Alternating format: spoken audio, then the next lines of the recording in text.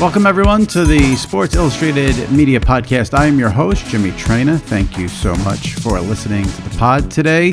We have sports media columnist Andrew Marchand from the New York Post, and we go around the horn and discuss a slew of sports media news items, everything from ESPN firing Paul Pierce to the Kirk Herbstreit blasting of Dan Orlovsky on Twitter to whether Ian Eagle or Jim Nantz should call the NCAA Tournament Final Four, to Jim Nantz's new contract, and a few other topics. Charles Barkley, NFL doing away, ESPN doing away with the opening Monday doubleheader. So we cover a lot of stuff on this podcast with Andrew Marchand. Before we get to it, just a quick reminder. If you missed it last week, you're a WWE fan. We got WrestleMania this weekend. Edge, who's in the main event against Roman Reigns and Daniel Bryan, was on the pod last week. 2 weeks ago, Scott Van Pelt from ESPN. So check those out if you missed them and subscribe to the Sports Illustrated Media Podcast. All right, here we go. Little sports media news potpourri with Andrew Marchand of the New York Post. All right, joining me now, SI Media Podcast regular. Hasn't been on, though, since January. I went and checked, so we got to catch up on a lot of sports media news. Covers all sports media columnist, reporter for the New York Post, Andrew Marchand. Andrew, how's it going? I'm well. How you doing, Jimmy? I'm well, too.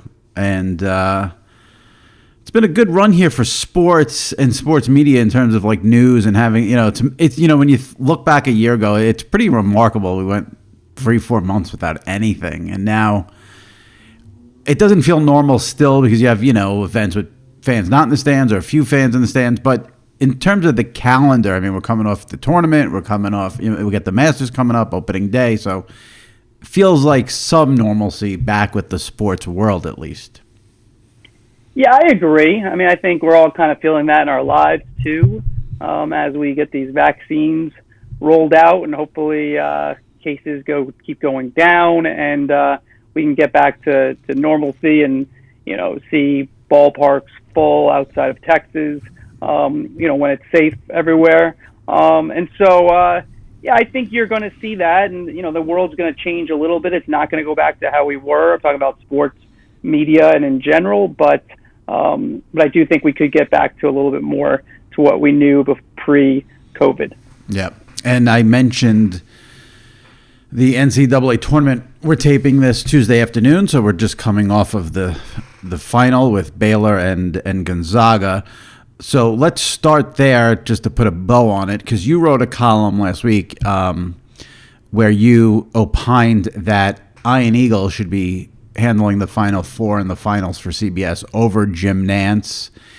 No chance that ever happens, right? Given that Nantz just re-signed a big deal, he's not giving that gig up. I don't know if there's no chance that ever happens. I don't know.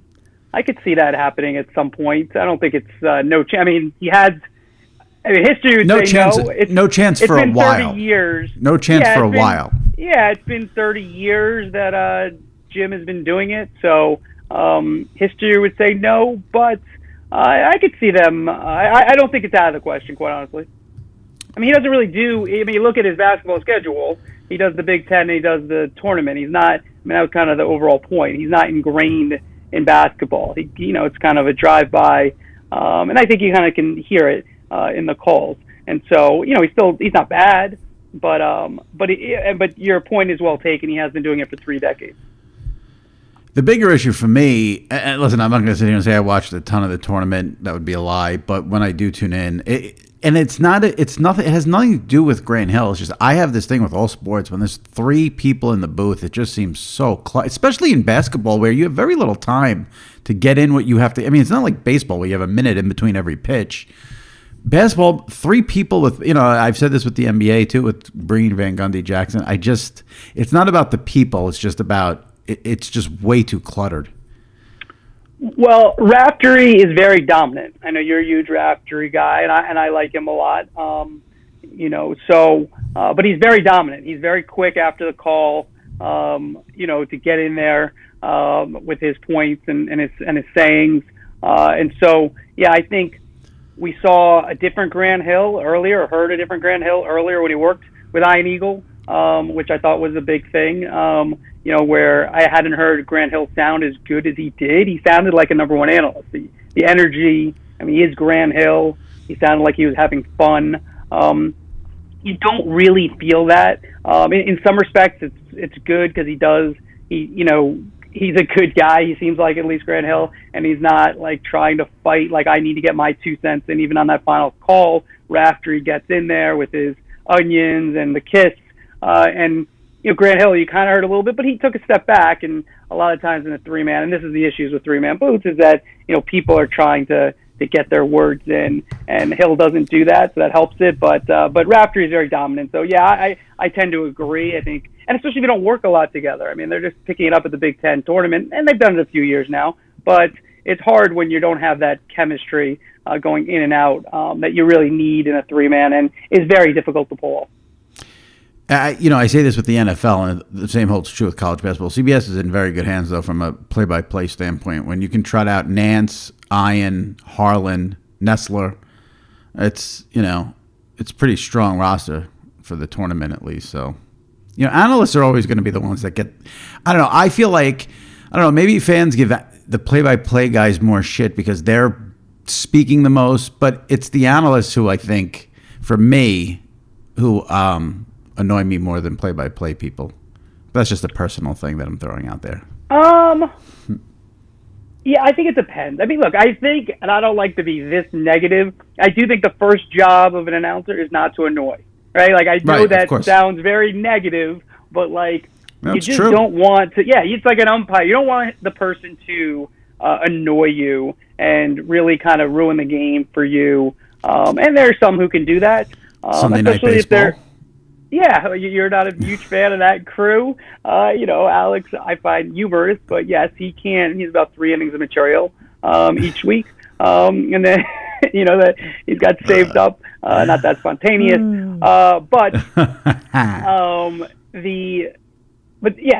that's the first thing, is you don't want to annoy. So that comes down to style, and especially in basketball, it seems like, I think, when you think of the Vitals, the Rafteries, when Gus Johnson is a play-by-play guy, there are people who have some pretty strong personalities in there that you can either love or hate depending on your point of view on these people. Bill Walton's a big one. Sorry, I just wanted to mention him too.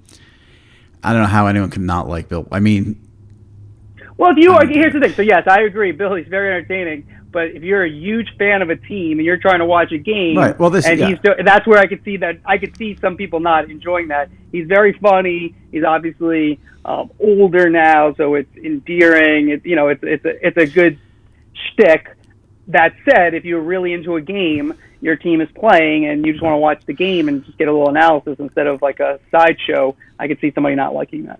I'm about to piss off all the people who tell me that I talk about New York stuff too much on the podcast, but the Walton thing reminds me a lot of My Heroes, Ma and Pa. Like, you either get it or you don't. You either like entertainment and you like to be entertained and have characters, or you're a deranged sports fan who thinks it's so important you need to know every single thing that's going on because, you can't figure it out yourself. So the Walton thing to me is like John and Susan. Like, you got to just enjoy it, and either you get it or you don't.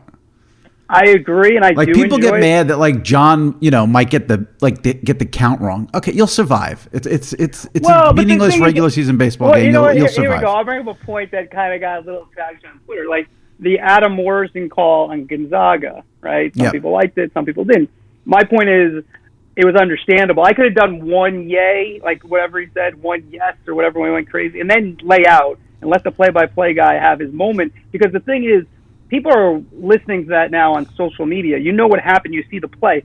In theory, you're listening to that and you're not watching the game. It's on radio. It's audio. Maybe you're listening to it a different way. And so you do want to know. So I do enjoy John and Susan. I covered the Yankees for a decade, so I got to know them a little bit better. And, John is such a character. He's very endearing when you're around him. And so I can enjoy it because it's just hilarious, But said, if you're there are diehard Yankee fans. I can understand their point. They want to know what's happening. Yeah, get a life. It's not that important. But let me just push back. You can't tell these people we do this for a living. You're going to tell these people to get a life they want to hear what's going on in the Yankees. If your life is affected by the fact that John says it's 3-1 instead of 3-2 on a July 18th game against the Royals, get a life. No, I really do enjoy Sterling, so I don't want to sound like I'm negative towards him, but I can understand you're in your car, it's high, it's far, it's popped up the short. That could be a little bit. If you're a diehard Yankee fan, your life will survive John messing up a fly ball. I mean, you survive any of this. I mean, yeah, I like that's John the whole overall. point. Right, I like John overall, but I could see how someone wouldn't. I mean, I think it's very understandable. The thing about the Morrison thing, and you know this though, if that was another analyst, I might agree with you there where you got to lay out on radio. But because he was a Gonzaga player, I can't criticize the guy for losing his mind. It was, and here's the thing about it. I didn't criticize him either. I say it was understandable. Yeah. Just for the and it was authentic. That's what, to me, that's what's most important. It wasn't canned. It wasn't planned. It was very authentic. So I thought the Morrison thing was great, knowing, he was obviously a huge player for Gonzaga. We mentioned Nantz. You've been on this saying he has re-signed with CBS, but he didn't get the Tony Romo money he wanted.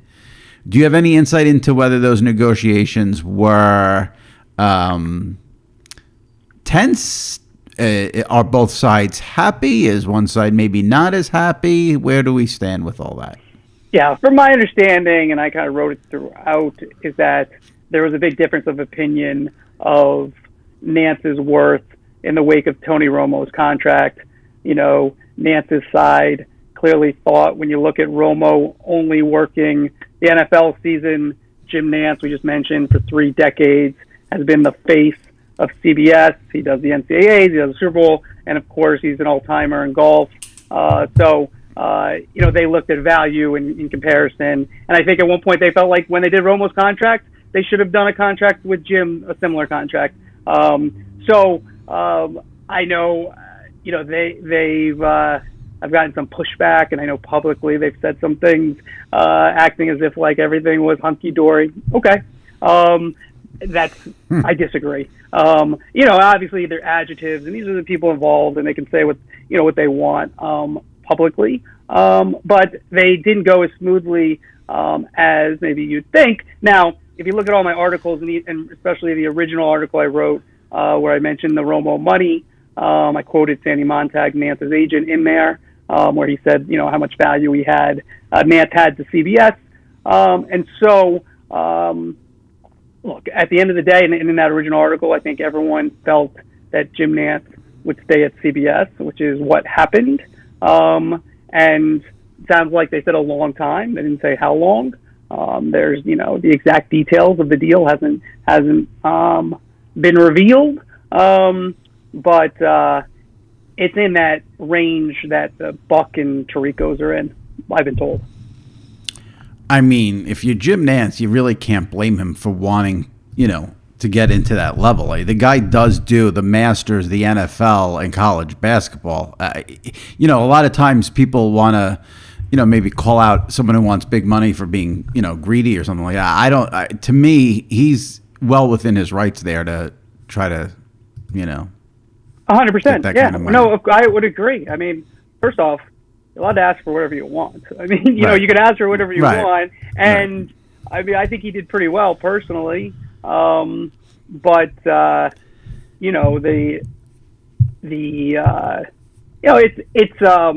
interesting because they did give Tony such a huge contract, and Romo had such great leverage. It was right before the pandemic. Everything worked out for him. I go through a million things. We've done it on this podcast. I've written about it a number of times. So it worked out for him. Jim Nantz is going to do just fine, but there was a disagreement in terms of worth for a while. Now, where they ended up getting to, I think that Jim might be doing the Masters as into eternity. So that's ultimately I think is probably the most important thing to him.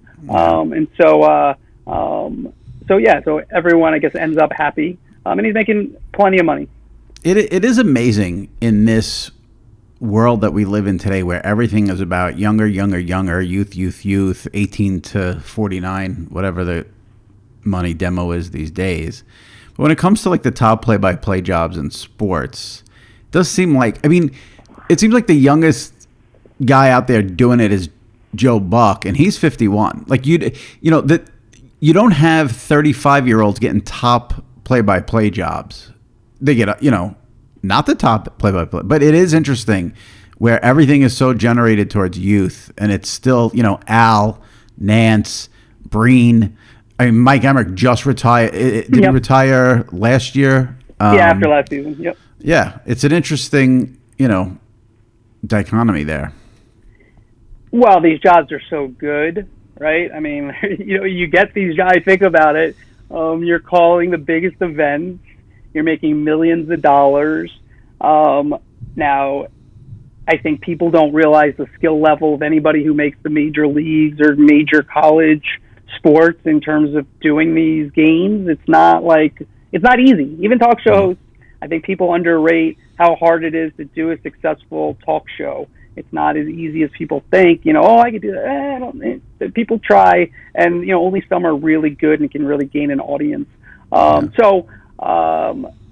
think ultimately you look at those, you look at Al Michaels, why would he want to retire, right? He does, he did less games this year, but let's just say he does 18 games a year, and makes millions of dollars, and then you're off from, depending on the year, but February to basically middle of August.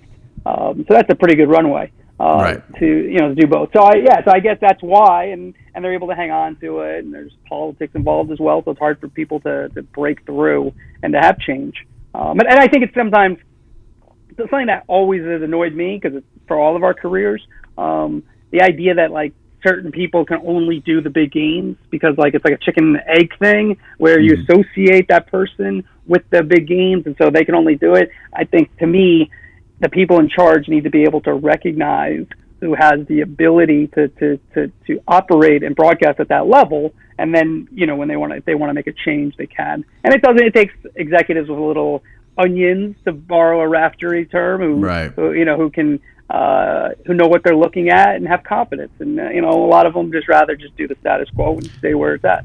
And you also have the issue now, how much, if at all, I mean, you can make the argument it should be zero, but maybe not, is, now how much should executives be listening to Twitter and what social media response is? I mean, they'll say no. I will never, ever believe that Twitter didn't have something to do with them booting Phil Simms at CBS. I think it played a factor. Now, the flip side of that is, I don't think you always should be paying attention. I mean, like the Joe Buck. There are people who hate Joe Buck just because they think that's the thing to do now. So that's a very dicey one there on how much stock you should put into social media reaction of sports fans when it comes to announcers. Yeah, it definitely has an impact. If I were running something, I would look at it, but it wouldn't be my barometer. I just think you have to look. I covered baseball for a long time. The Mets, the Yankees. I saw Brian Cashman, how he operated. I saw Steve Phillips, how he operated as GMs. And I just don't think – you just have to do what you think is right.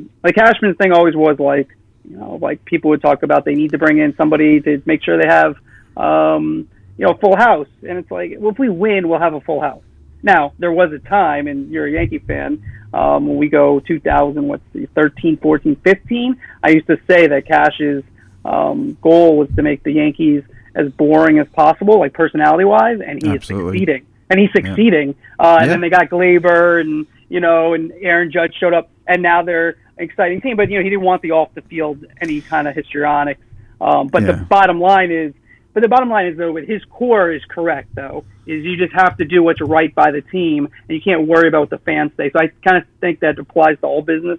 Is that if you feel like you're right, you need to stick with it, because we've seen things there's a million examples in a million different ways, from Conan O'Brien being terrible when he first started the Late Show and whatever it's called, and then it was amazing, to the quarterbacks. Peyton Manning didn't have a good rookie year. He's maybe the best quarterback ever, or one of. So there's a lot of examples of that. And I think if there was Twitter around at those times, maybe there'd be executives who pulled the plug a little bit earlier than they should have, and would have been wrong. Yeah, for sure. Let's switch gears to ESPN. They've had an interesting week. And there were two incidents, and I think they sort of tie in, because you had Herb Street blast Orlovsky for his reporting on Justin Fields. And then you had, obviously, Paul Pierce go on Instagram Live with strippers and I don't want to use the word substances, but let's just say he was smoking something. Didn't look like a cigarette. He gets fired and nothing happens to Herb Street. Now, I'm not advocating for... I made the point today, there are different rules for different people at ESPN. And I had a couple of dopes on Twitter push back, but it's just a fact. There are different rules. 100%. Yeah, I mean, that's a fact everywhere, though. I don't think it's exclusive. If Paul Pierce was great at his job, he'd still have it. They would have suspended him instead of fired him. Yep. Yeah, if he was Charles Barkley on the air, he'd still have his job. Yeah, that's true. I meing, you can go back to when there was a different regime. Jimmy Pitaro wasn't the president then. It was John Skipper, but you remember the whole thing with the headline with Jeremy Lin. They fired like a $28,000 a year copy editor who was working at 2 a.m. Right. If Bill Simmons did that back then, I doubt he would have been fired. Right? It's no chance. Right. So it's like I hate that they do stuff like that, and that seemed worse to me than what you're getting at here. But bottom line is, they're going to treat people differently depending on their value to the company. And Paul Pierce was he was on the way down as it was. Right. Well, that's the thing. So what I wrote today, because it just went up right before we started, so you probably didn't see it. I actually did. Jimmy, the second it goes up, I read it. Yeah, so like Tony... It's not even on the site. Before it's on the site, I read it.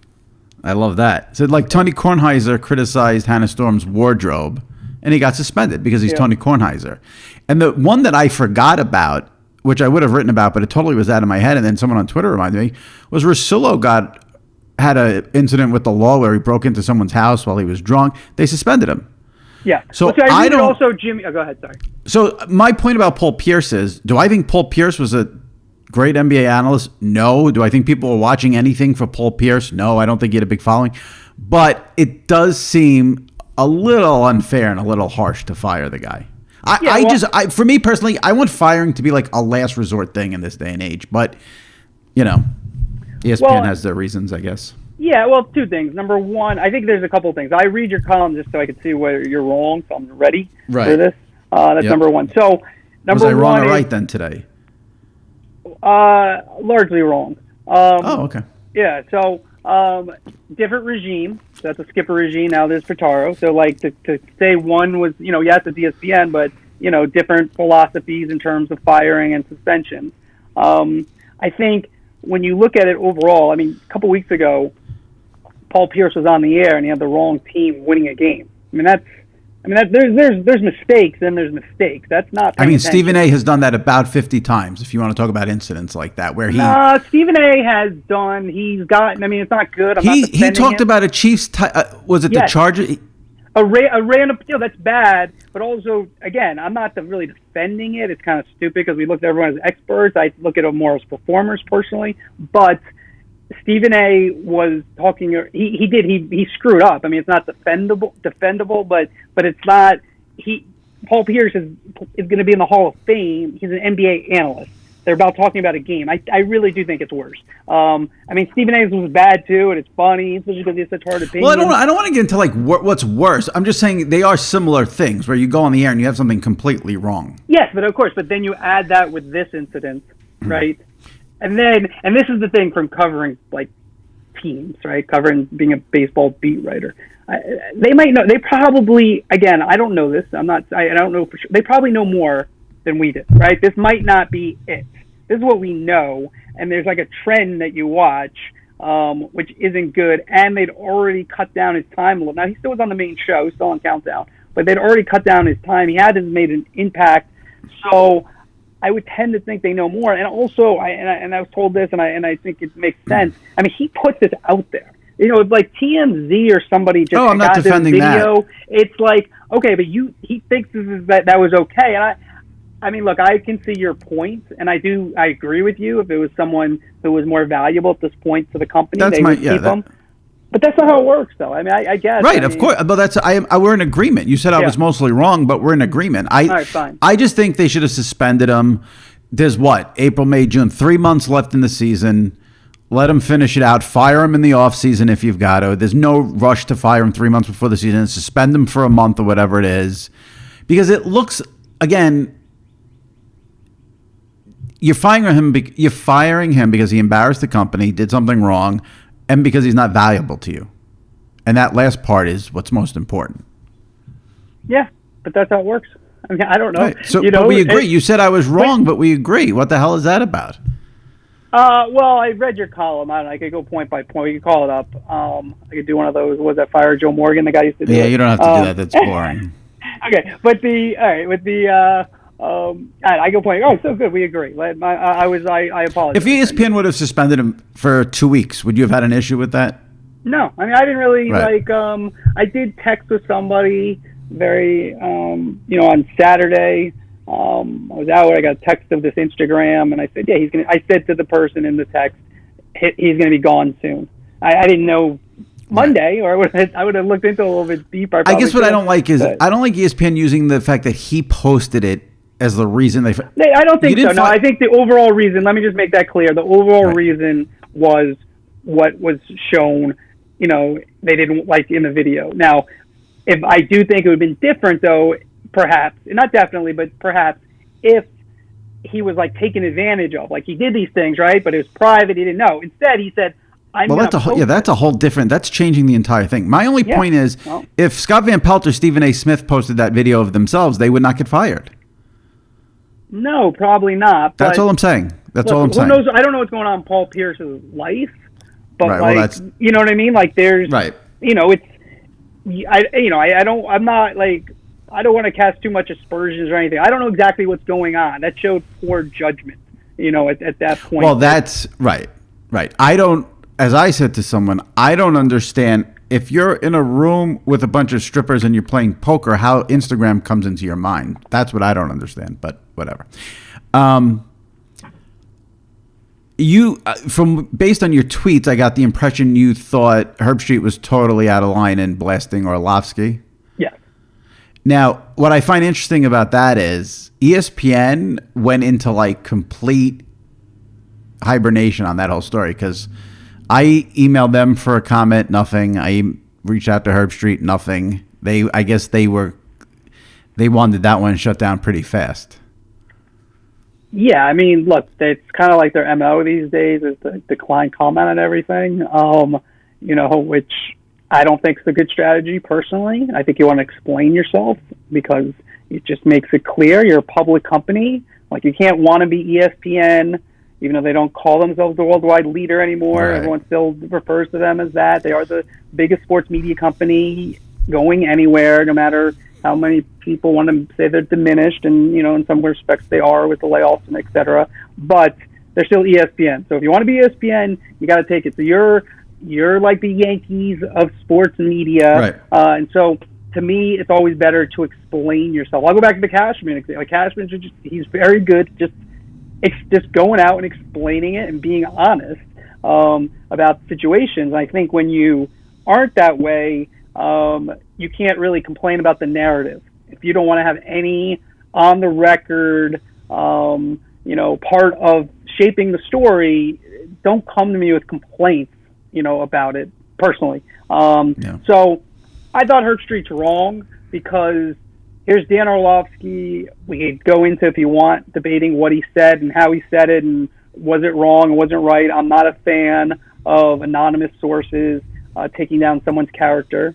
I don't think I've ever done that in my career. I saw it a lot in baseball when people would do that. Anonymous source that this guy is something terrible about somebody. It's like, put your name to it. So I want to just interrupt you. Have you heard, because you have the sources you hear, have you heard that, like, did Orlovsky get a talking to about doing that? Barry Jackson first said that from the Miami Herald, that they were spoken to. I thought they were spoken to just about having like a Twitter tiff. I didn't know if Orlovsky's reporting methods. I don't know this 100%, but I think there was a message that you have to be a little more careful with information. You have a voice.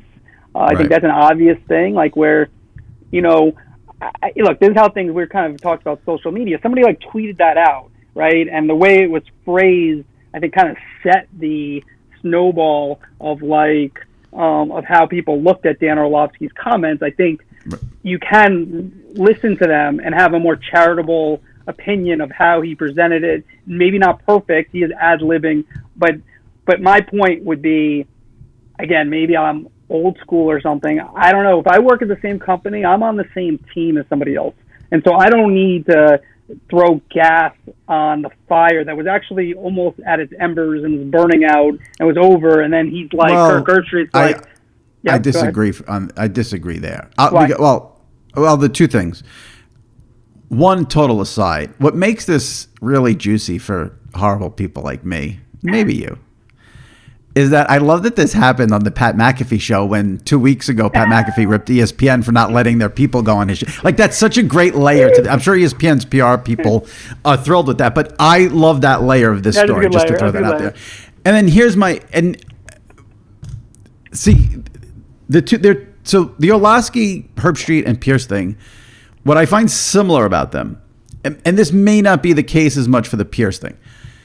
When you are in something that is strictly a Twitter thing, which these two incidents were, if you just step back from Twitter for 24 hours, maybe 48 hours, it goes away because there are other people doing stupid shit that people are then involved in, and you are forgotten and done with and over with. It's happened a million times. Yep. Now, the Pierce thing's a little different because there's a video there of him. I mean, whatever.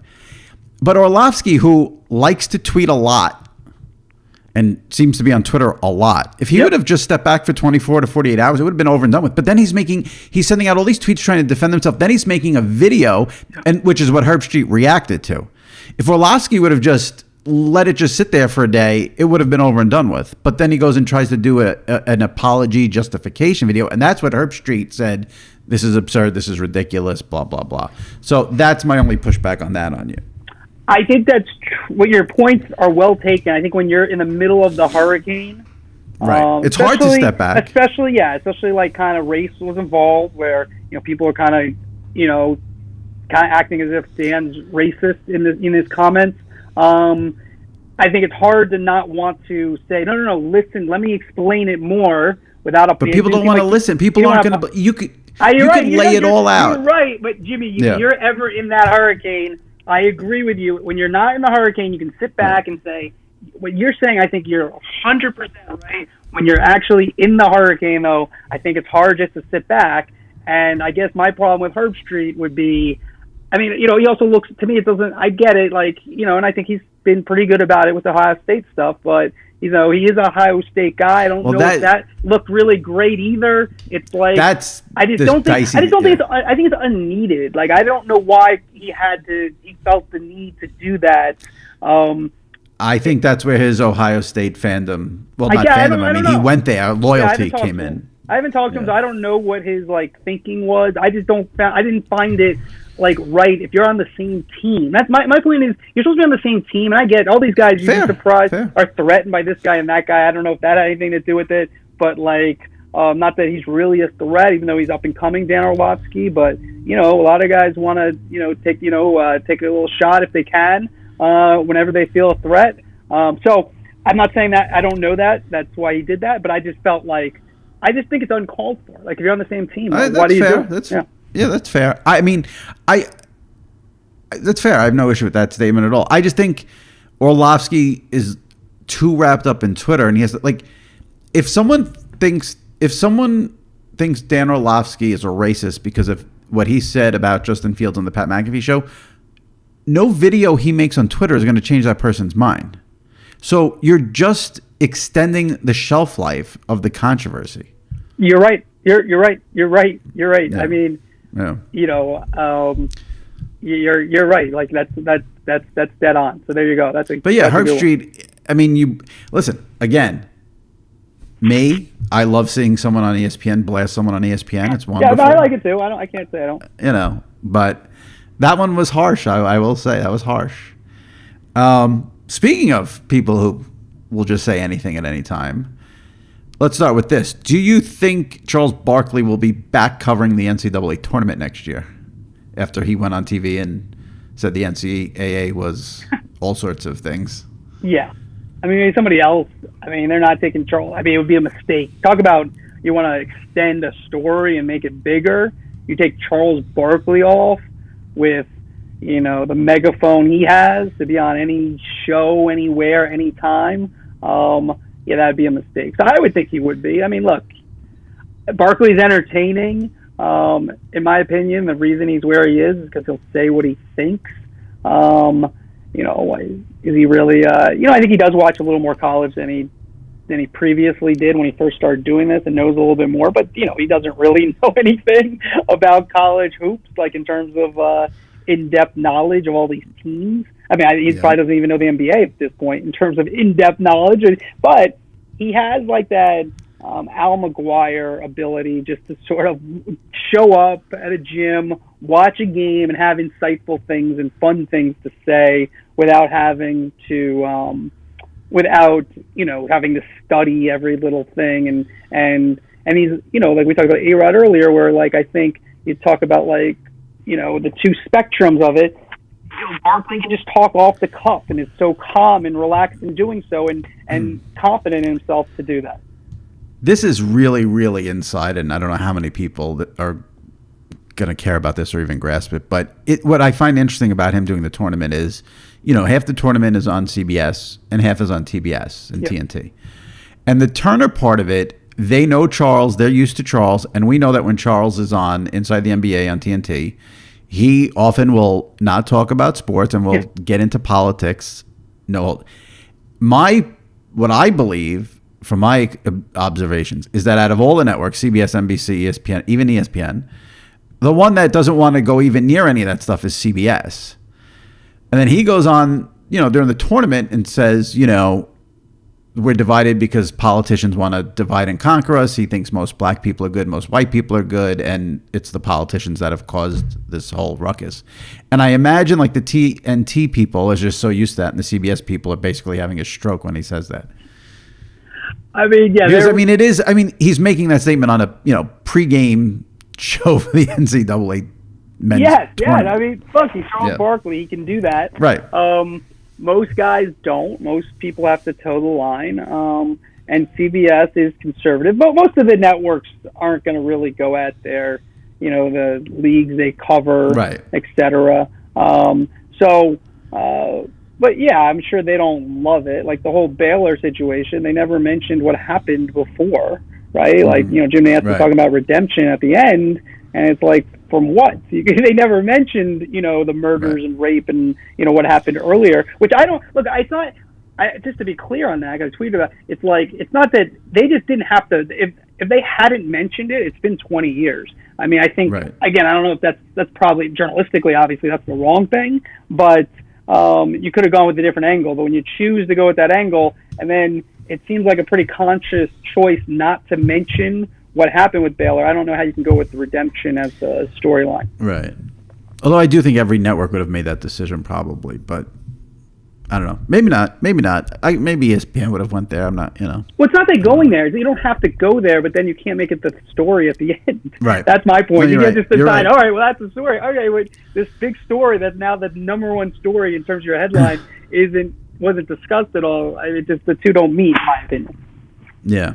It does seem like, and then, obviously we had the whole situation with the MLB pulling out of pulling the All-Star game. It does seem like that whole, like, the people who don't want sports people to talk about anything but sports, it seems like that's all out the window. Now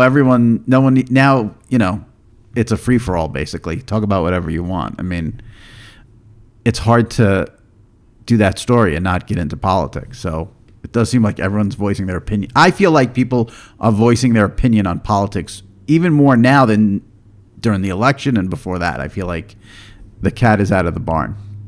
I mean, on one hand, you have people saying, I'm going to protest MLB, and then it's like, oh, look, there's 40,000 people in the Ranger Stadium. Yeah, I always think that's slightly overrated, all that stuff. I mean, I just think people who actually like these things aren't really protesting it, right? You know what I mean? I think the people who are on the fence, who may not watch already, who are kind of like, they might say, oh, I'm going to protest, but I don't know. I do think it's a difficult topic for these sports, for all companies and these sports leagues, and how to handle these situations, because ultimately they're businesses who want to sell things, and so regardless if you're right or wrong, you're pissing off people who potentially could buy things, and I do think you really have to understand the laws very well in terms of what you're talking about, and then be able to look at New York or Colorado and be able to really defend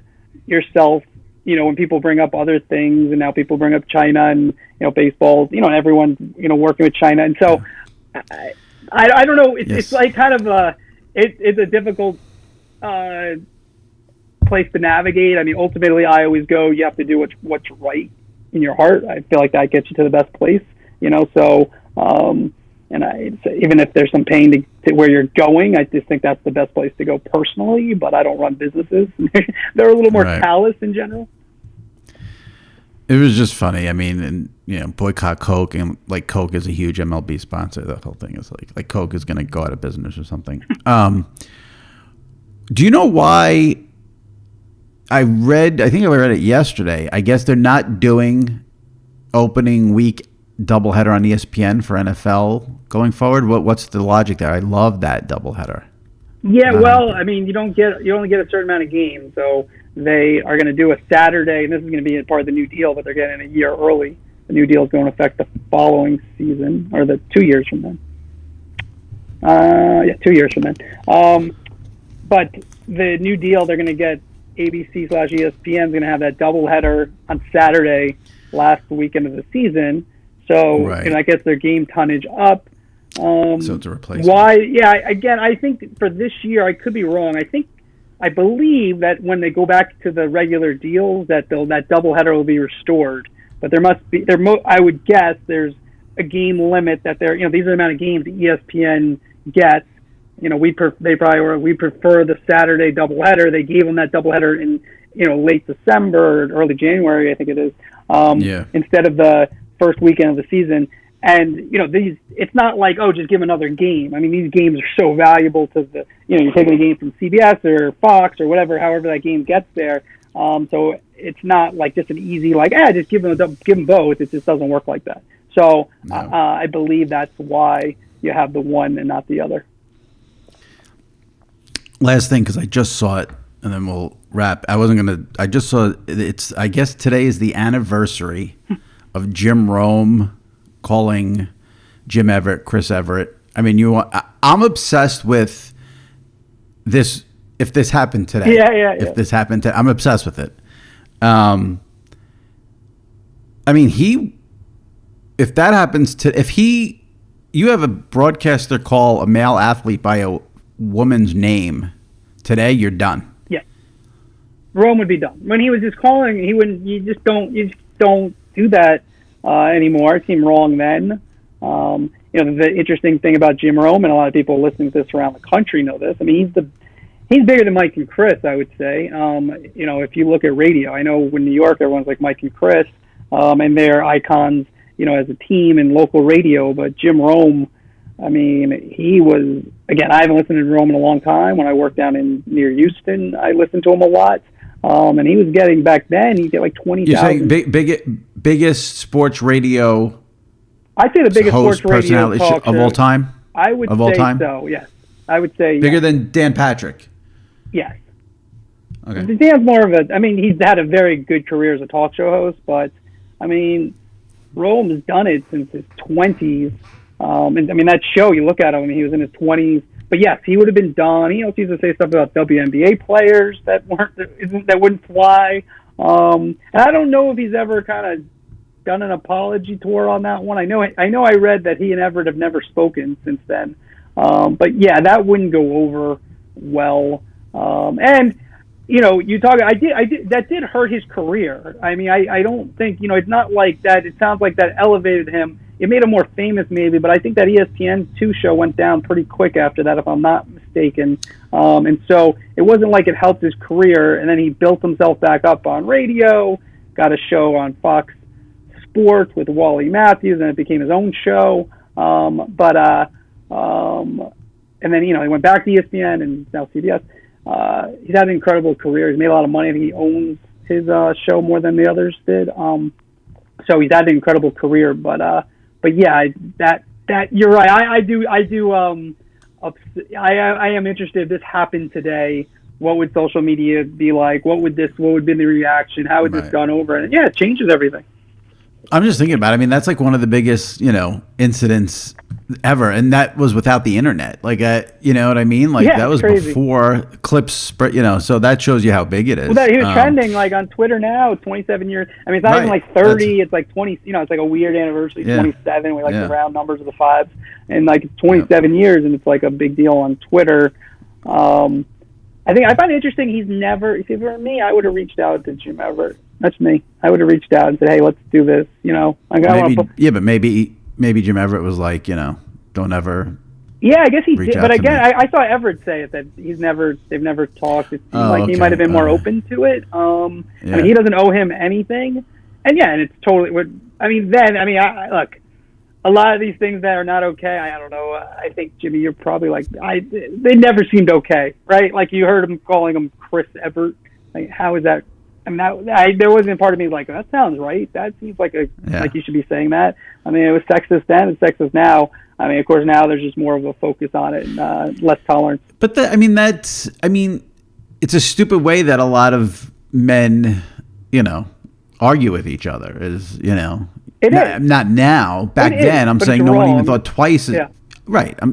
Yeah, I know you're not defending it. I agree. No, I know you're saying it's a different time. Yeah, I agree. Like, I mean, I don't want to really get into this, but yeah, I think when you look at history and then you try to say, well, if it was today, well, that's not. I mean, it's a different world. Right. So you look you wouldn't do it today. Exactly. If you look at things from 100 years ago, it's we've evolved and we're in a better, smarter place, but.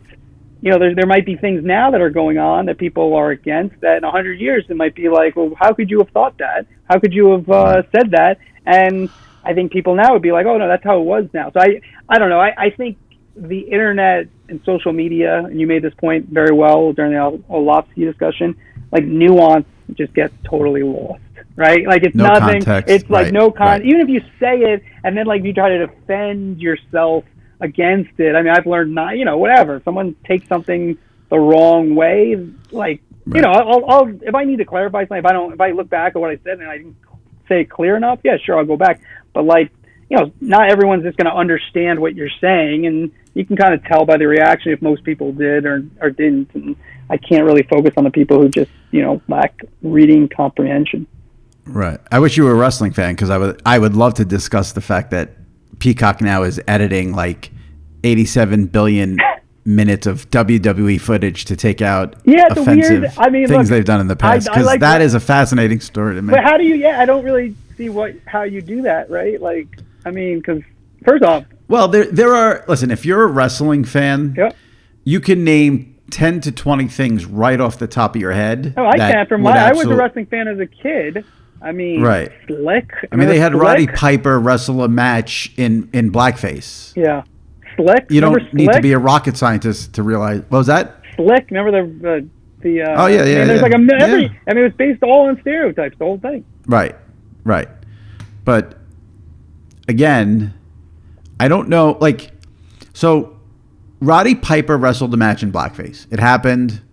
It's a famous thing. So now Peacock takes it out, but what do you think? It's not on YouTube? Do you think no one knows about it? Do you think you've erased it? I mean, listen, you don't want to promote that. You don't want maybe people seeing it now because it's offensive, but I don't know. It's not like it goes away. I mean, people know about it. It's there. It's a difficult thing. I don't know how many things they've got rid of. I don't. Yeah. And I think you could. There's just the whole. I know you like it a lot. I mean, the whole thing is based off of basically. I mean, there's misogyny, there's sex, there's a lot of stuff. Well, not now. Yeah, not now. Not now. Okay. Yeah. But for a long time, there was. Right. Well, and then when they became a publicly traded company, then they got rid of all that stuff. They did. Okay. That's basically what happened. Yeah. Okay. And they had to appeal. Now they're on Fox. They can't, do what they used to do, and those days are over. Yeah. So all those storylines are gone though. Or they just got rid of certain I don't know. I just look back to the 80s and 90s or maybe 80s, I'd say, and that stuff was all stereotypes and sexism, misogyny. All gone. Yeah. Okay. All gone. Gotcha. All gone. Yeah. Gotcha. I was going to say something about that. All right. Well, I appreciate you coming on. It's been a busy time here in sports media. You got anything coming? You got anything You got anything cooking? You always have like a story that you're... Yeah, I got a couple of things cooking, but we'll see what happens. Where's Mike Francesa? Yeah, you're big in the... Yeah, you always like a little, at the end, just a little... What's he doing? What's he doing? I don't know he's doing much. Chris, you liked it the other day. I don't know. I usually like the nostalgia of the two of them. You know, whatever people think. Does the fan feel like they've stabilized things? I think they do. Do you listen to the shows? I listen to Boomer and Gio a little bit on Thursdays and Fridays when Howard Stern is off and not live. Little bit of Moose and Maggie here and there in the afternoon. Okay. And if Salicata's on, I listen to him. And other than that, gotcha. No. Yeah. I do think they feel like they definitely feel like they stabilized. I mean, they're doing well in the morning. Carton and Roberts, I think they're going to win this book. I think that's pretty clear. And ESPN even changed their lineup already a little bit. So they feel stabilized. It's a different look. It's different. They do talk sports. The people say they don't talk sports. That's not correct, but it's a different way of talking sports. They're not really breaking it down like Mike and Chris did and like shows did in the past. It's different. It's okay. Yeah. All right. Glowing review. Appreciate it. And I'm sure we'll have you on soon. Thanks for coming on. I appreciate it. And let's all just remember, if you have a Twitter incident, just chill out for 24 hours. You'll be fine. A little advice. That's the big lesson. You get a little Jimmy Trainer advice at the end of every show. The big lesson today. Big lesson. All right. All right. Thanks, Andrew. And you guys can catch Andrew, of course, New York Post, covering sports media. Thanks. Thanks, Jimmy. All right. That wraps it up for this episode of the SI Media Podcast. My thanks to Andrew Marchand of the New York Post. If you're a wrestling fan, make sure you check out last week's pod if you missed it. If you let that slip through the cracks, we had WWE superstar Edge, who's in the main event at WrestleMania this weekend, on the pod. 2 weeks ago, Scott Van Pelt from ESPN in a very, very good episode of the SI Media Podcast. So check those out if you missed them recently, and subscribe to the Sports Illustrated Media Podcast with Jimmy Trainer. All right, that wraps it up. We'll see you next week. Stay safe and take care.